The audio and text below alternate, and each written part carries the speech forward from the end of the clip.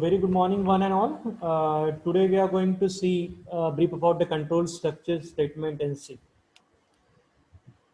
In the yesterday lectures, we have already studied about the flowchart, what are the various symbols of flowchart, and the definition of control structure statement. Today we are going to see about the various types of control structure statement available in the C program. Basically, what it means a control structure statement. In the yesterday class, I have already told you, I have explained everything. The control structure statement, it controls the flow of execution.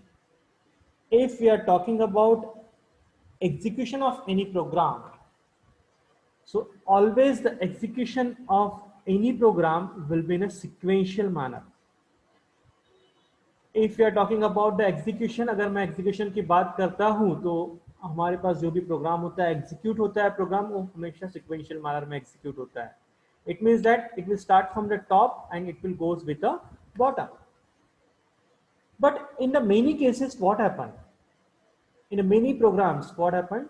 We need to change the flow of control. It means that suppose it is start from the top position, यहाँ तक execution करते करते आया. Suppose if you want to switch from यहाँ से switch करना है मुझे कहीं और जाना है तो मैं यहाँ पे जा सकता हूँ. यहाँ से execute करते करते आ गया फिर से मुझे switch करना है फिर से मैं switch कर सकता हूँ. Likewise, and it is totally depend on the control structure statement and the type of program statement you are going to implement a program for that particular program statement. That is very, very important. So your control structure plays a very important role. It plays a vital role for implementation of any kind of program. Because all these things, conditional statement, looping statement, unconditional statement, your multi-conditional statement, that is C statement, you are going to use in the programming. Okay, without that conditional control statement, looping statement, or any other control structure statement, you are not able to write the program. So it's a very, very important topic. Your control structure statement is divided into the different types, as I already told you. The very first one is conditional statement. So in conditional statement, we are going to study about the if statement, if else statement, and nested if statement. Again, we are having the looping statement. In looping statement, we are going to study about the while loop, do while loop, and the for loop. After that, in the next, we are having the multi-conditional statement. So in that, we are going to study about the switch statement. And in unconditional statement, we have to study about the go to, jump, and exit. Okay, that all these things I have already explained in the last lecture. Now today we have to focus on the conditional control structure statement. So basically what it means, the conditional control structure statement. It will change the flow of control depending on the condition. What I said, it is change the flow of control. It means that suppose आपका program यहाँ तक execute करते करते आया, ठीक है, and if there is an condition, यहाँ पे आपने एक diamond box लगा दिया flowchart का और यहाँ पे आपने एक condition put कर दी, यहाँ पे एक question mark लगा दिया, ठीक है. For example, suppose if I said how many, suppose if I said whether your percent is greater than 75 or not, आपको जो परसेंट मिला है वो 75 से बड़ा है या नहीं है, that means there is a question mark. So every question will has a two answers, whether you will get a true answer, that means वो कंडीशन ट्रू हो सकती है या फिर इधर ऑफ कंडीशन आपकी फॉल्स हो सकती है, ठीक है. That means there are two routes for any condition, whether that condition is true, that means yes हो सकता है या फिर नो हो सकता है, that means whether the condition is true और फॉल्स. हो सकता है कि आपका कंडीशन ट्रू है या फिर हो सकता है आपका कंडीशन फॉल्स है. सो ऐसे वक्त जो स्टेटमेंट, जो आपका कंट्रोल फ्लो चेंज होता है, दैट मीन्स यहां तक एग्जीक्यूट करते करते करते करते आया, after that depending on this condition, यहाँ पे उसने कंडीशन चेक कर लिया, ये कंडीशन चेक करने के बाद उसने लेफ्ट हैंड साइड में जाना है या राइट हैंड साइड में जाना है, it will decide, it will depend on the conditions. If your condition is true तो ये वाले रूट पे जाएगा, it will goes to this route. If your condition is false तो वो यहाँ पे जाएगा, इस साइड में आएगा, ठीक है. That means it depends on the condition, it will change the flow of control, it will change the control, it will change the execution flow of your program depending on the conditions. Okay, so in conditional statement we have to study about the if statement, if else statement and a nested if statement. Now, first of all, we'll see what do you mean by if statement. Simple if we are going to study now. Okay, the if statement evaluate the test expression inside the parenthesis. What the if statement will do? If statement क्या करता है? If statement is followed with the condition. That means, suppose if I want to write down the if statement, so what is the syntax we need to follow? We have to write down if. If is a keyword, we cannot change the meaning of that. If का I आप capital नहीं कर सकते, F का F आप capital नहीं कर सकते. You have to write down if only. If is a keyword, we cannot change the meaning of that. Followed by the condition. आपका जो पैरेंथेसिस है, जो ब्रैकेट्स है, उसमें आप एक कंडीशन लिखते हो, जो भी कंडीशंस आपको देना है. ठीक है, जो भी कंडीशंस आपको देना है, you have to place that condition in your, just a second, you have to place your condition in the parenthesis. Card घेतला नाही तर का?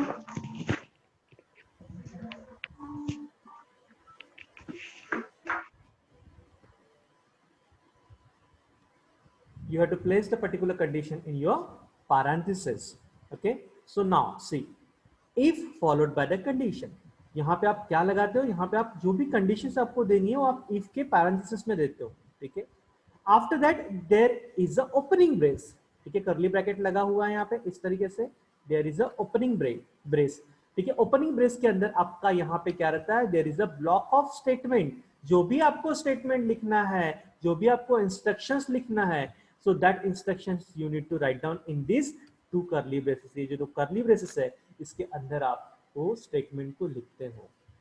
ठीक है, and after that your curly brace is complete. जितने आप कर्ली ब्रेस ओपन करते हो उतने आपको क्लोज भी करना होता है. That is very very important thing. ठीक है, यहाँ पे मैंने एक कर्ली ब्रेस ओपन किया है, so you have to close that curly brace. That means यहाँ इसका स्कोप कहाँ से कहाँ तक है? From this curly brace to that particular curly brace, जहाँ पे वो end हुआ, यहाँ से यहाँ तक. Now how that if statement will execute? ये if statement कैसे execute होगा? If followed by the condition. ठीक है, सो इफ के साथ एक कंडीशन दी हुई है. When that condition is true, अगर आपका ये कंडीशन ट्रू है, सो आपका कंट्रोल यहाँ पे अंदर जाएगा, यहां से अंदर आएगा, कर्ली ब्रेस के अंदर जाएगा, और ये ब्लॉक ऑफ स्टेटमेंट आपने जो भी लिखे हुए हैं, whatever statement you have written under the curly braces, so that block of statement will be executed, but only when that particular conditions written in the parenthesis is true. जब आपका ये conditions given है, वो conditions अगर true होता है, so आपके block of statement execute हो गई.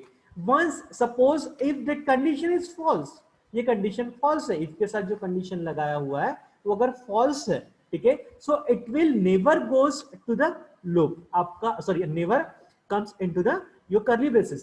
आपका ये ब्लॉक में नहीं जाएगा. ठीक है, इट मींस दैट आपका अगर कंडीशन फॉल्स है, ये यहाँ पे जो आपने कंडीशन लिखा हुआ है, if that condition is false, ये कंडीशन आपका फॉल्स है, तो ये आपका कंट्रोल अंदर नहीं जाएगा, यहाँ पे नहीं आएगा डायरेक्टली. वो आपका कंट्रोल कहाँ पे आएगा? यहाँ पे आएगा. That means out of the scope. That means यहाँ से यहाँ तक उसकी बॉडी है, तो बॉडी के बाहर निकल जाएगा. दैट मींस यहाँ पे आ जाएगा, जहां पे आपका कर्ली ब्रेस एंड हुआ है वहां पे आ जाएगा. But when the condition is false, that means a simple if statement. यहां पे यानी हमने if के साथ जो भी कंडीशन लगाई हुई है, only if the condition is true, जब ये कंडीशन ट्रू होगा तभी ये ब्लॉक ऑफ स्टेटमेंट एग्जीक्यूट होगा. जब कंडीशन फॉल्स हो जाएगा तो ये अंदर नहीं जाएगा, ब्लॉक ऑफ स्टेटमेंट को एग्जीक्यूट नहीं करेगा, डायरेक्टली बाहर निकल जाएगा. ठीक है, आप अगर आपके स्क्रीन पे देख रहे होगे तो एक फ्लो चार्ट लिखा हुआ है. फॉर एग्जांपल एक फ्लो चार्ट बनाया हुआ है, यहाँ पे जो भी कंडीशन आपको देना है वो आप किस में देते हैं? ये डायमंड बॉक्स में देते हैं. ठीक है, यहाँ पे आपने एक कंडीशन लगा दिया है. ठीक है, क्वेश्चन मार्क लगा दिया. If that condition is true, अगर आपका ये कंडीशन ट्रू होता है, अगर ये कंडीशन ट्रू हुआ है आपका, इट मींस दैट ये ट्रू होने के बाद ये क्या करेगा? ये ब्लॉक ऑफ स्टेटमेंट को एग्जीक्यूट करेगा. ठीक है, ये जो भी ब्लॉक ऑफ स्टेटमेंट है उसको एग्जीक्यूट करेगा. If that condition is false, अगर फॉल्स हुआ तो डायरेक्टली क्या करेगा? वो आपके ब्लॉक के बाहर आ जाएगा. दैट मींस यहाँ पे आ जाएगा. ठीक है, it means that a simple if statement, इसको बोला जाता है simple if statement. Now we are going to if else statement. ठीक है, यहां पे अभी क्या था कि if followed by the condition If the condition is true, then only the block of statement is executed. ये आपका statement execute हो रहा था. But the condition is false. अगर false होता है तो क्या करेगा, वो directly बाहर निकल जाएगा. It means that यहाँ पे else के लिए कोई कंडीशन दिया हुआ है क्या? नहीं, यहाँ पे सिर्फ और सिर्फ ट्रू होगा तो क्या होगा ये बताया है. लेकिन if you are putting the condition, अगर हम लोग कोई भी कंडीशंस पुट करते हैं, ठीक है, so at that time we are having two routes. ठीक है, अगर कोई भी कंडीशंस हो तो हमारे पास दो रूट्स बाहर आते हैं. सपोज ये आपका एक डायमंड बॉक्स है, यहाँ पे आपने एक कंडीशन लगा दिया है, यहाँ पे कोई कंडीशन आपने पुट कर दिया, क्वेश्चन मार्क लगा दिया.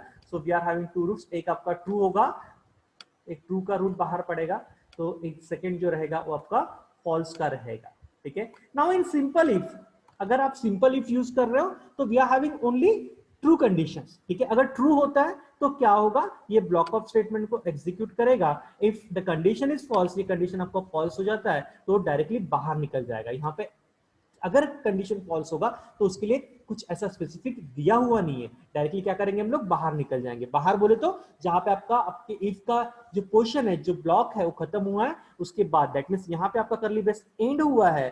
ठीक है, यहाँ पे आपका करली ब्रेस एंड हुआ है, तो आप यहाँ पे ये पर्टिकुलर पॉइंट पे आप क्या करोगे, आओगे, यानी आपका कंट्रोल यहाँ पे आएगा. ठीक है, now will see what do you mean by if else statement. ठीक है, सो इन इफ एल्स स्टेटमेंट, ठीक है, if else statement, so if the boolean expression evaluates to true, then the if block will be executed, otherwise the else block will be executed. Now you can see the syntax. ठीक है, अगर मैं syntax देखता हूं, ठीक है, तो syntax में क्या है, सिंपल इफ में क्या था, only if followed by the condition. जब कंडीशन ट्रू होगा तो आपका ये ब्लॉक एग्जीक्यूट होता है. ठीक है, if followed by the condition, जो भी आपको कंडीशन लगाना है वो आप इफ के ये दो ब्रैकेट्स में लगाते हैं. ठीक है, so when that condition is true, जब आपकी एक कंडीशन ट्रू होगी तो आपने इफ के नीचे जो भी ब्लॉक ऑफ द स्टेटमेंट लिखे हैं, whatever instructions, whatever statement you have written after the if. ठीक है, इफ के बाद ये जो ब्लॉक बनाया हुआ है, ये ब्लॉक के अंदर आपने जो भी इंस्ट्रक्शंस लिखी होगी, जो भी स्टेटमेंट लिखे होंगे, वो एग्जीक्यूट होंगे, वो एग्जीक्यूट होंगे. लेकिन कब, when that condition is true, ये कंडीशन ट्रू होगी तो इफ का ब्लॉक एग्जीक्यूट होगा.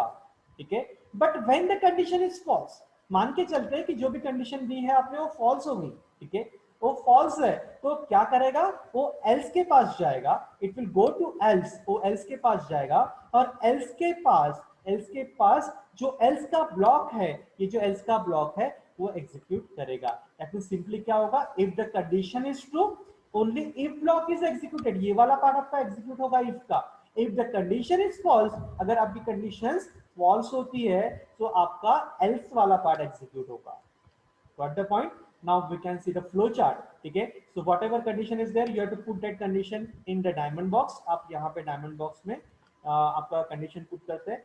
If whether that condition is true, ठीक है, देखो यहाँ पे arrow बाहर निकला है. If the condition is true, ऊपर लिखा है if the condition is true, तो आपका if का कोड एग्जीक्यूट होगा, ये वाला कोड एग्जीक्यूट होगा यहाँ पे.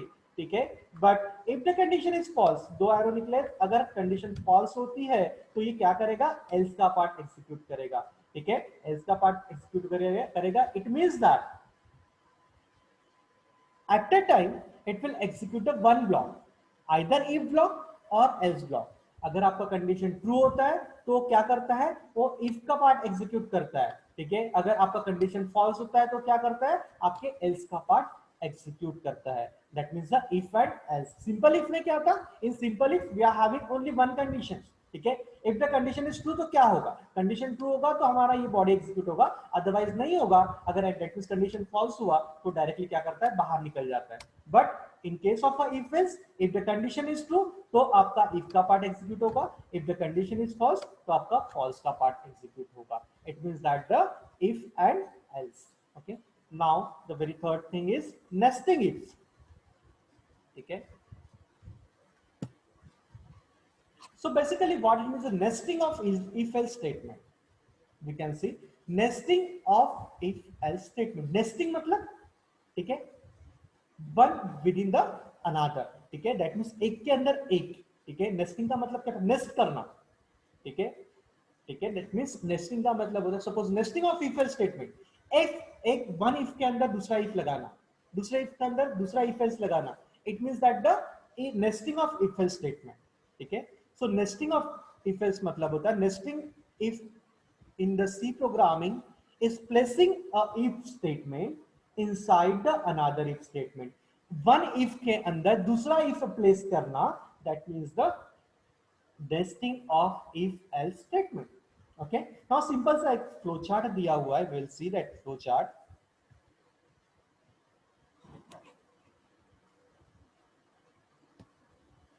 Now see, so suppose if there is a condition, यहाँ पे एक condition है, मान के चलते if there is a condition 1, ये कोई condition 1 आपने लगाया हुआ है यहाँ पे, ठीक है।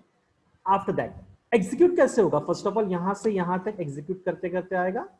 After there is a condition, we have to check the condition whether the condition is true और फॉल्स। इफ मान के चलते कि that condition is true, condition true है तो ये इस साइड में आएगा, इस साइड में आया, कंडीशन इज ट्रू, यहां पे आया। यहां पे आने के बाद अगेन इसके अंदर क्या लगाया है, एक दूसरा कंडीशन लगाया है, ठीक है। ट्रू हुआ, फिर से अंदर आया, अंदर आने के बाद यहां पे फिर से दूसरा कंडीशन है, ठीक है। Again there is a second condition, ठीक है। Now again we have to check the condition whether that second condition is true और false.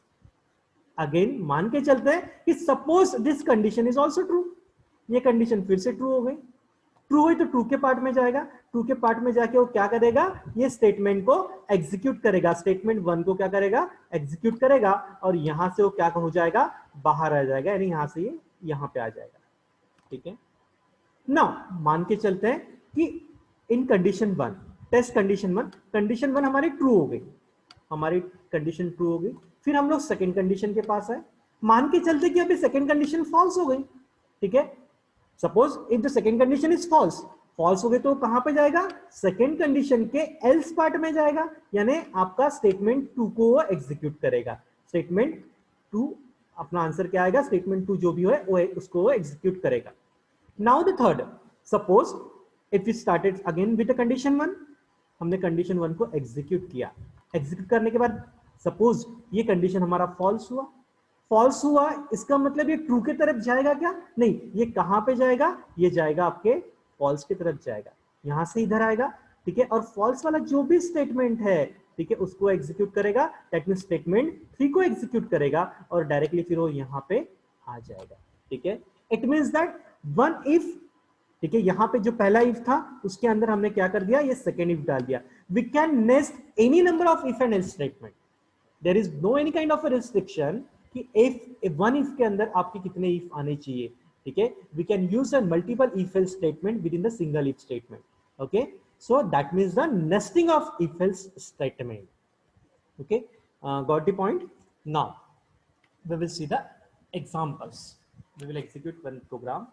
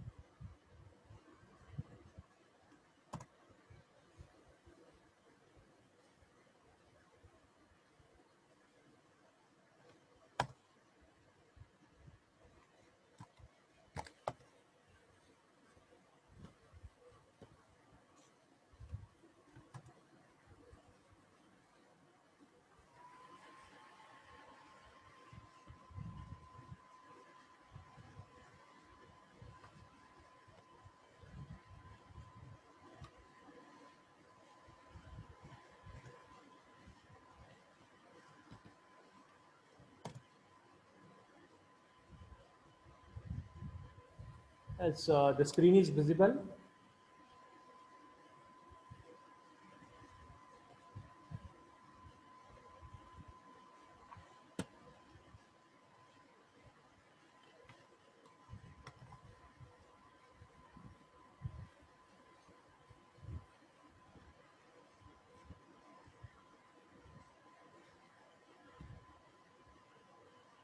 Hope the screen is visible to all of you. Yes, yes, sir.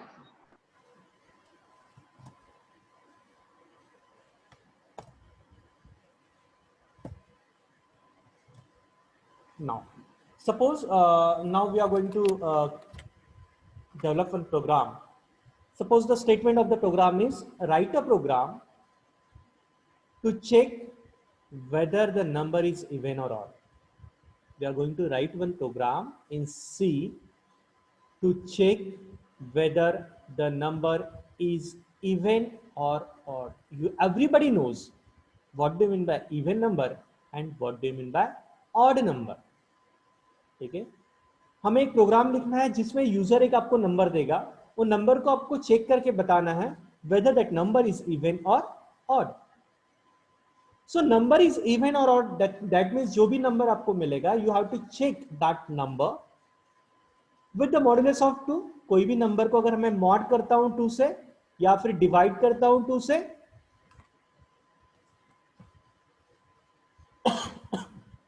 Sorry, suppose कोई भी number हो उसको अगर मैं mod करता हूं 2 से या फिर डिवाइड करता हूं 2 से, अगर आपका रिमाइंडर नीचे 0 आता है that means that number is even. अगर आपका रिमाइंडर एक्सेप्ट 0 कुछ तो भी एल्स आता है it means that your number is odd.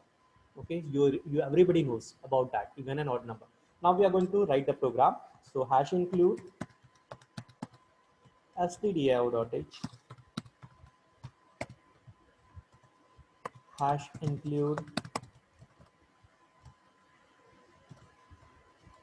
conio.h. After that we have to write one point main. Okay, now what is the aim of the program? Program aim is you have to write a program to check whether the entered number is even or odd. The very first thing is you have to think how many variables are required. How many variables are required? It means that how many data values you want to store into the memory. What is the aim? Aim is write a program to check whether the entered number is even or odd. आपको एक number मिलने वाला है, वो number even है या odd है वो चेक करना है. एक ही नंबर मिलने वाला, that means we have to declare one variable. Suppose if I declare integer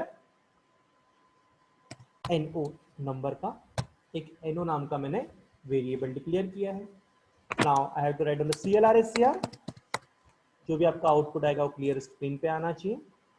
Now the next thing is हमने एक वेरिएबल डिक्लेयर किया नम नाम का, दैट मींस आपका नंबर नाम का वेरिएबल डिक्लेयर हो गया. ठीक है, जिसका एड्रेस समथिंग 2000 4000 जो भी है. ठीक है, उसके बाद मैंने लिखा CLR. नाउ यूजर से आपको एक नंबर मांगना है. ठीक है, दैट मींस यूजर को आपको पूछना है. ठीक है, enter any number. That means you have to give the message first. User को एक नंबर एंटर करना है, तो मैं क्या लिखूंगा? Printf. I have to write down the printf statement. Under the printf statement, ठीक है, मैंने लिखा enter any number. आपको एक मैसेज /n, दैट मींस वो नए लाइन पे चले जाएगा आपका. ठीक है, आपको एक मैसेज मिल गया enter any number. ठीक है, आपको एक मैसेज मिला enter any number. Now what you are going to do, आप कीबोर्ड के थ्रू एक नंबर भेजोगे. ठीक है, जो नंबर भेजोगे वो नंबर कहां पे जाके स्टोर होना चाहिए? ये नंबर नाम के वेरिएबल में जाके स्टोर होना चाहिए, इसलिए आप स्कैनफ स्टेटमेंट लिखोगे. ठीक है, तो मैं लिखूंगा SCANF स्कैनफ. ठीक है, आफ्टर दैट स्कैनफ के अंदर फिर मैं क्या लिखूंगा? डबल कोटेशंस, कॉमा दे दो. ठीक है, सेमीकोलन से टर्मिनेट करो. ठीक है, नाउ अभी आप जो वैल्यू भेजने वाले हो वो कहां पे जाके स्टोर होनी चाहिए? नंबर में जाके स्टोर होनी चाहिए. तो मैंने यहाँ पे नंबर लिख दिया, कॉमा के बाद क्या लिखा? नंबर लिखा है. जो वैल्यू भेजोगे वो एप्रोप्रिएट एड्रेस में जाके स्टोर होनी चाहिए, इसलिए मैंने इसके सामने एड्रेस सिंबल एम्परसेंड सिंबल जो है वो दे दिया. ठीक है, अब ये नंबर में आने वाली वैल्यू कौन से टाइप की है? नंबर का डेटा टाइप क्या है? इंटीजर है, और इंटीजर का फॉर्मेट स्पेसिफायर क्या होता है? %d होता है. ठीक है, सो इसीलिए मैं डबल कोटेशंस के अंदर क्या दे दूंगा?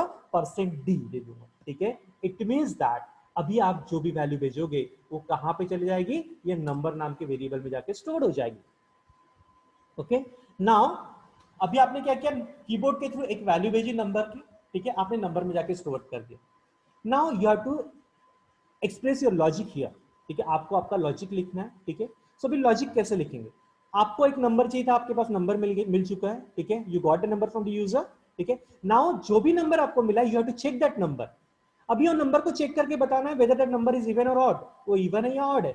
सो हमें क्या करना है, कंडीशंस लगानी पड़ेगी, ठीक है, क्योंकि हमें चेक करना है कि ये जो नंबर भेजा है उसको अगर मैं 2 से मॉड करता हूं तो मुझे 0 मिलता है या नहीं मिलता है। अगर 0 मिलता है तो मैं क्या बोलूंगा कि that entered number is a even number. अगर 0 नहीं मिलता है तो मैं बोलूंगा the entered number is odd number. That means we have to place the condition over here. हमें कंडीशन लगानी पड़ेगी, तो मैं लगाता हूं इफ। कंडीशन किस में लगती है, इफ में लगती है। तो अभी मैं यहाँ पे इफ एल्स यूज करूंगा बिकॉज इवन और ऑड नंबर फाइंड आउट करना है, तो मैंने लिखा इफ, ठीक है। इफ मुझे इफ में कंडीशन लगानी है, तो मैं कंडीशन कैसे लगाऊंगा, जो भी नंबर है, ठीक है, जो नंबर नाम के वेरिएबल में जो भी वैल्यू आया है, ठीक है, उसका नाम क्या है, नंबर है, ठीक है।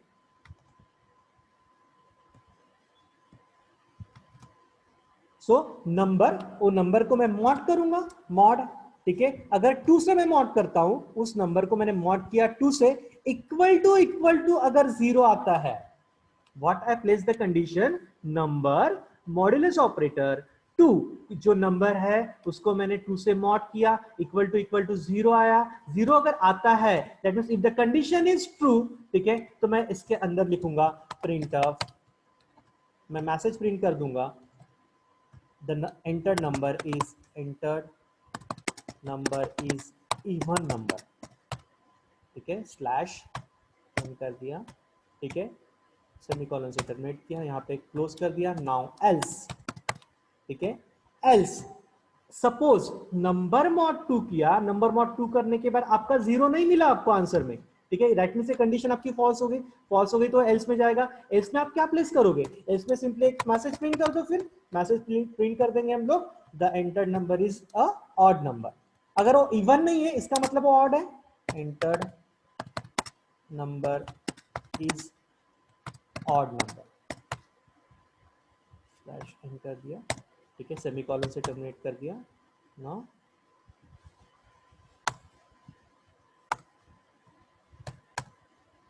ठीक है, और फाइनली मैं लिखूंगा गेट ch, ठीक है। sit now we'll execute this program now। I have to compile the program, alt F9 कर दिया, 0 एरर, ठीक है। Now control F9 for run, मैंने रन कर दिया प्रोग्राम को, ठीक है। Now see enter any number, आपको एक नंबर पूछा गया, ठीक है।